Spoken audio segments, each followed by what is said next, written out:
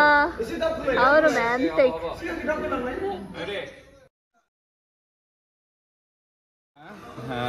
जोबनो थांबाय नै लास्ट सेक्सन जोंनि जोबसिगोन एक्सना लास्ट सेक्सना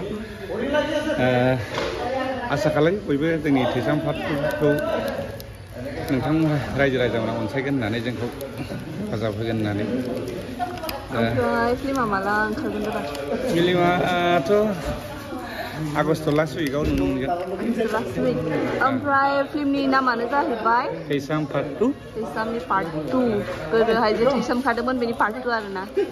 हिर'इन हिसाबै सोरखौ लागोन मेन हिर'इन हिसाबै जोंहा मनालिसा हाज'वारि दं आरो गेमस्रि दैमारि दं लीना बसुमतारी दं इसा बसुमतारी दं आरो दैमु ब्रह्म कमेडियान हिसाबै प्रेक्टिकेल आरो अनिल दङ जोंहा मेन भिलेन गोबां निफ्राय लाबोनाय जादों आरो जोंहा एक्सन दंबावो माखासे एक्सन नैबेवहाय जोंनियाव माने एसे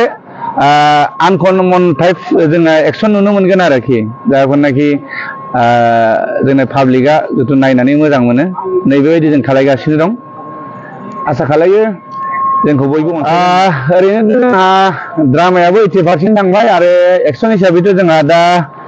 आरो 20%ल'सै दा जों नैबे गारिखौहाय स्करपिय' गारिखौ जों बेलथाय होनो नागिरदों बर'आव फार्स्ट टाइम जों गारि बिदि बेलथाय होनो नागिरनाया बेरफ्रुगोन आरो बेलथायगोन आरोखि दा फिटिं खालायगासिनो जोंना हाइद्रा साइद्रा दं ओरै लहा फेक्ट'रियाव दा जोंना शुटिंआ लकेसना जादों अरुणाचलाव जागासिनो आसा खालामदों थैसाम पार्ट 1 2012आव जितु आङो रायजोफोरनिफ्राय अनसायनाय मोनदोंमोन दा नैबे थैसाम पार्ट 2आव बिनिफ्राय आरो रायजोफ्रा आंखौ बांसिन अनसायनानै मदद होगोन होननानै आसा खालायो जोंनि सिनेमाखौ नायनानै मदद खालायो आं बेखौ मिजिंथिदों दा जोंहा नै ओरै फिटिं खालायगासिनो दा ओरैहाय जोंहा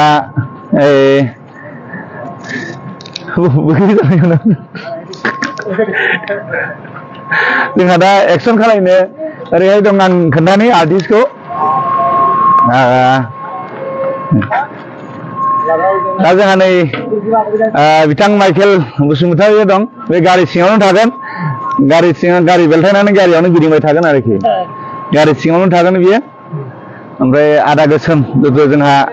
गोदोनिफ्राय जों आदा गोसोम होननानै मिथियो मोगथांखर हाजो खर'नि खोनायै सल'आव जोङो गोसोम होननानै मिथियो बिथाङा गारि ड्राइभ खालायगोन आं बिथांखौ माने